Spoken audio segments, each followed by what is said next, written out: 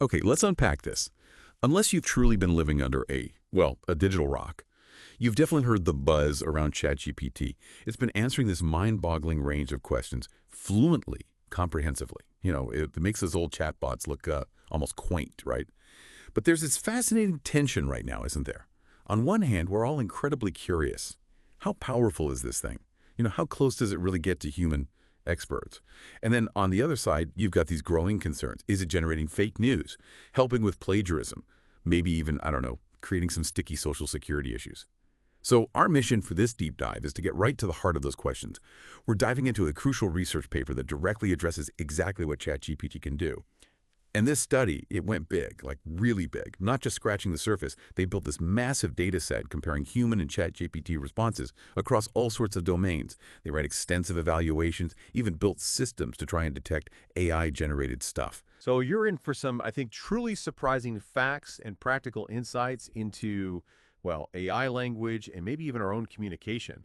So to really dig into this, the researchers built what they call the Human ChatGPT Comparison Corpus, or HC3. Can you give us a sense of the sheer scale of this thing and why that variety of domains was so important? Absolutely. Yeah, the HC3 dataset is kind of the foundation for everything here. It's massive. Think nearly 40,000 questions.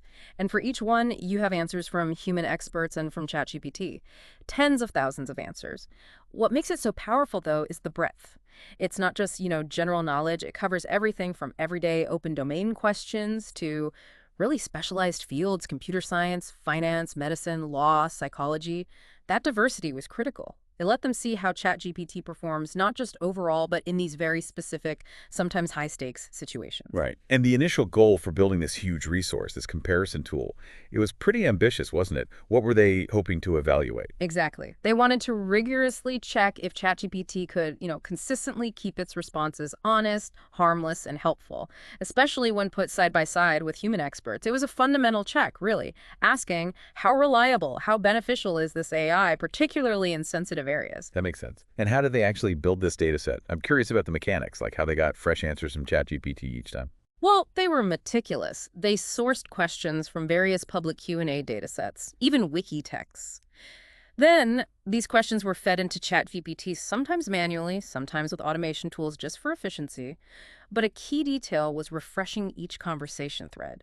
So ChatGPT was always starting fresh, its answers weren't influenced by what came before in that session. Oh, and for specific contexts like questions from Reddit's Explain Like I'm 5, they actually gave ChatGPT extra instructions just to make sure its answers matched that specific, simplified style. Okay, so they have this massive, carefully curated data set. The next step, obviously, is bringing in actual people for evaluation. And of course, the classic Turing test was first up. How did they set that up? What were they trying to find out there? Right, the Turing test. They involved 17 volunteers, and they split them interestingly. 8 experts, people who used ChatGPT a lot, and 9 amateurs who were pretty new to it. They used 2 main formats. In one, testers saw a pair of answers, one human, one AI, and had to pick the AI. In the other, they just saw a single answer and had to guess, human or AI. The goal was pretty straightforward. Just how easy is it for people to spot AI-generated text? And here's where it gets really interesting from what I read. What did they find out? Especially from that Turing test, what was the big reveal? Yeah, the findings were quite striking. It turned out it was significantly easier for testers to tell which was ChatGPT when they had that comparison pair. Seeing them side by side made a big difference. But here's the kicker. The experts, the people who use ChatGPT all the time, they were much more accurate at spotting the AI content than the amateurs. It strongly suggests that the more you interact with this kind of AI, the more you start to pick up on its subtle linguistic tells, its patterns. Like developing a sixth sense for AI writing. Sort of, yeah. You develop a feel for it. So the Turing test showed us who's good at spotting AI. But just knowing if something's AI isn't the whole story, is it? We really want to know if it's useful. So what did the study reveal about how helpful ChatGPT actually is? Because helpfulness itself, that can be pretty subjective, right? You're absolutely right. Helpfulness is tricky to pin down. But the findings here were genuinely counterintuitive, almost surprising. ChatGPT's answers were generally considered more helpful than the human answers in over half of the questions they tested. It really shone in areas like finance and psychology. It provided what the study called concrete and specific suggestions. That's fascinating, excelling in finance and psychology. But I understand it performed poorly in medicine. Why was that? Does that point to, like, fundamental limitations, or is it more about how we expect helpfulness in different fields? That's a great question. The study did suggest a reason for the medical domain's poor showing. Apparently, ChatGPT often gave these very lengthy, super detailed answers. Human experts, on the other hand, tended to provide more straightforward, concise suggestions, and in that medical context, the volunteers found that more helpful. Ah, so sometimes less is more, especially with medical advice. Exactly. It hints that helpfulness isn't just about the sheer amount of information, but also about relevance and directness, especially for practical, sensitive advice. So what's fascinating here is how we can start to decode the linguistic fingerprint of AI. This is based on thousands of volunteer comments and a really deep linguistic study they did. Let's talk about the patterns the humans noticed first. Okay, so what did the human testers consistently pick up on about ChatGPT's style? What were its telltale signs? Well, they observed that ChatGPT writes in a very organized manner, with clear logic. It often defines the core concept first, then gives detailed step-by-step answers, and usually ends with a summary. Very structured. It also leans towards long and detailed answers, which seems to be a direct result of its training that reinforcement learning from human feedback, or RLHF, Right. unless you specifically tell it to be brief. Right. And when it comes to sensitive topics like politics or potentially discriminatory stuff, it shows less bias and harmful information. It stays pretty neutral. Oh, and it also refuses to answer questions if they're outside its knowledge base, like needing info after September 2021, or if it just thinks it doesn't know. That sounds like a very measured, almost cautious approach. Yeah. But you mentioned a critical flaw the Yeah. study highlighted. What was that? Yes, despite all its improvements, there's a significant issue. ChatGPT may fabricate facts. It can just make things up. This is particularly risky when you need real professional knowledge. For instance, with legal questions, it might invent legal provisions that don't actually exist, just to give an answer. Wow. So the study gave a stark warning. You need to be extra careful when using ChatGPT for professional consultations. It sounds comprehensive, but it's not always accurate. So comprehensive and neutral, but with this serious risk of making stuff up. That's a crucial distinction. What about the overall differences compared to human writing? Oh, there are clear distinctions. ChatGPT is strictly focused on the given question. It relies heavily on the literal words you use. Humans, though, we're divergent. We jump between topics easily, bring in common sense, understand the hidden meanings or the context that's not explicitly stated. It's flexible. Exactly. And ChatGPT provides very objective answers. It's safer, more balanced, great for just defining terms. Humans prefer subjective expressions. We're often more specific, and we include detailed citations from sources, like actual legal claims or book references. So less room for interpretation with the AI, more direct, almost like a formal report. What about like personality or emotion? Spot on. ChatGPT answers are typically formal. Humans, we're more colloquial. We use abbreviations, slang like LOL, TLDR, even GOAT. We also use humor, irony, metaphors, internet memes, things ChatGPT just doesn't do. Apparently, it never uses antiphrasis, saying the opposite of what you mean, ironically. Huh, never thought about that. And emotion-wise, ChatGPT expresses less emotion. Humans use punctuation, multiple exclamation marks, question marks, maybe ellipses or brackets to show strong feelings. ChatGPT uses conjunctions and adverbs. In general, on the other hand, firstly, it's all about logical flow. Very structured, kind of impersonal. The study summed it up perfectly. Imagine ChatGPT as a conservative team of experts, comprehensive, neutral, but lacking any real individuality. That's a great analogy. A conservative team of experts. Very clear. Now, if we connect this to the bigger picture, the study didn't just rely on human observation, right? They did quantitative linguistic analysis, too. What did the numbers actually reveal about these linguistic fingerprints? Yeah, that's where it gets really compelling, looking at the stats. Quantitatively, human answers, even though they tend to be relatively shorter, actually use a larger vocabulary. This means humans have a higher density of unique words. ChatGPT, even when its answers are longer, uses a significantly smaller vocab size. So more word variety from humans. Definitely. Statistical proof that humans use a much more diverse range of words. And then there's the deep linguistic dive looking at parts of speech, or POS. This analysis showed ChatGPT uses more nouns, verbs, determiners, adjectives, auxiliary verbs, and coordinating conjunctions, but fewer adverbs and less punctuation. Now, a higher proportion of nouns and conjunctions often points to a more argumentative, informative, objective style. Think academic papers or official documents. The Ah. study suggests this formal style is directly influenced by its RLHF training. So it's almost like it's defaulted to writing a research paper every time. Precisely. It defaults to that structured, formal tone unless told otherwise. And then there's sentiment analysis. Both human and ChatGPT content are mostly neutral. Okay. However, ChatGPT is generally more neutral overall. Humans express significantly more negative emotions and also slightly more positive emotions. The conclusion. ChatGPT is just less emotional, flat out. Okay, less emotional, more formal, smaller vocabulary. And finally, there's this concept of language model perplexity, or PPL. That sounds technical, but it seems like a really subtle tell, doesn't it? Can you break down what PPL is and what it showed the researchers? Yeah, PPL sounds complex, but the idea is simple. Think of it as how surprised the language model is by a piece of text. A lower PPL means the text is very predictable, conforming to common language patterns. It's less surprising to the model. The study found that ChatGPT-generated content consistently has relatively lower PPLs compared to human text.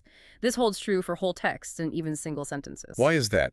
Because ChatGPT excels at reproducing the common patterns it learned during training. It sticks to what it knows, essentially. Humans, on the other hand, we use a much wider variety of expression. We use creative stuff like metaphors, unique phrasing, sometimes even slightly unusual grammar.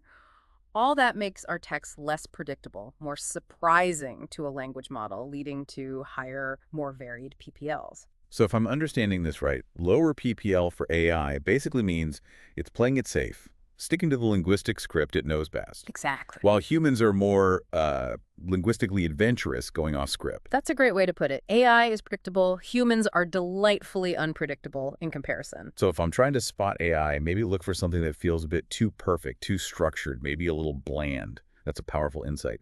Now, given this explosion of large language models, the need for AI-generated content detectors, AIJC detectors, becomes absolutely critical, right? To identify machine stuff, reduce risks, improve transparency. What kinds of detection systems did the study actually explore? Exactly. Detection is key. They developed and tested three main types. One was a more traditional machine learning model, kind of an older approach. Then they used two more advanced deep learning models, specifically Roberta-based models. One was for general text, the other was optimized specifically for question-answer pairs. And they really put these detectors through their paces. They tested them on various versions of the HC3 dataset, raw text, text with obvious AI tells removed, even down to individual sentences. It was all about figuring out what really makes the detector effective or what trips it up. Okay, so what were the key takeaways from these detection experiments? What should we as listeners maybe keep in mind about spotting AI content? Well, the first big insight is about robustness. Those advanced deep learning models like Roberta, they were significantly more robust than the traditional ML methods. Their performance stayed much more consistent, even when sentences were chopped up or those obvious indicating words like as an AI assistant were taken out. So the newer tech is just better at seeing past the superficial stuff. Pretty much. It suggests they're learning deeper patterns. Second, those indicating words themselves like as an AI assistant or human habits like saying, they're interesting. Surprisingly, removing these obvious tells actually helped detectors that were trained on full texts perform better when they were then asked to evaluate single sentences. Wait, removing the easy clues made them better. How does that work? It sounds weird, right? But it implies a subtle arms race. When the easy clues are gone, the detector is forced to rely on the deeper, more intrinsic linguistic patterns it learned from the full text. So, AI might get better at hiding the obvious signs, but robust detectors are adapting to look deeper. That's a classic tech arms race. Okay, what about the challenge of detecting AI in just short bits of text, like one sentence? Yeah, that's the third key insight, the granularity challenge. Detecting AI in a single sentence is definitely more difficult than in a full paragraph or essay. There's just less data to go on. However, and this is important, training the detectors specifically on these hard samples, these individual sentences, actually makes the models much better at detecting AI overall, whether it's a sentence or a full text later. So practicing on the hard stuff makes them better everywhere else. Exactly. It forces them to learn those really subtle core linguistic fingerprints. Fourth, context is king, especially for question-answer detection. The study found that giving the detector the original question along with the answer made it generally more effective at spotting the AI response. Ah, that makes total sense. Yeah, it has direct relevance for platforms like Stack Overflow or Quora, where the question provides crucial context for evaluating the answer. And finally, they noticed domain-specific difficulty. For the English content, detecting AI was easier in some domains, like Reddit's Explain Like I'm Five, or finance questions. But it was harder for computer science wiki content. Interestingly, the Chinese datasets they looked at showed more consistent detection performance across different domains. I wonder why that is. It suggests that maybe AI's linguistic patterns are more distinct or easier to spot in certain types of English content, or perhaps in certain languages compared to others. Still more to learn there. Okay, this raises a really important question for you, the listener, doesn't it? What does all this mean for your daily interaction with online information? It really underscores the increasing sophistication of AI, but also the ongoing need for, well, critical thinking on your part, and for the continuous development of these robust detection tools. So, to quickly recap our deep dive for you today, you've seen ChatGPT's remarkable capabilities, sure, but also its subtle linguistic fingerprints. We've talked about how it's organized, formal, objective, less emotional, and how it sticks closely to common language patterns, those lower PPLs we mentioned. And crucially, we've highlighted that critical flaw, its potential to just fabricate facts, especially in complex professional domains. It's powerful, but definitely has specific blind spots. And from those detection experiments, we've gained some fascinating insights, right? How much harder it is to spot AI in just a single sentence, but also how giving AI detectors more context, like the original question, can significantly boost their accuracy. It's clearly a dynamic and evolving challenge. Absolutely. And the research paper itself noted a really interesting limitation. Their analysis was based on ChatGPT's general style, without any special prompts telling it how to write. So here's a provocative thought for you to maybe mull over. What happens as these AI models keep evolving and as users get better at intentionally prompting them? Telling them to adopt specific human styles, prompts like pretend you are Shakespeare or explain this like a teenager texting their friend. How will this continuous evolution impact our ability, or the detector's ability, to distinguish human from machine? And what could that mean for the future of things like creativity, authenticity, and maybe even trust in this whole digital age? Something to think about. We invite you to consider these questions and continue your own deep dive into this really rapidly evolving landscape.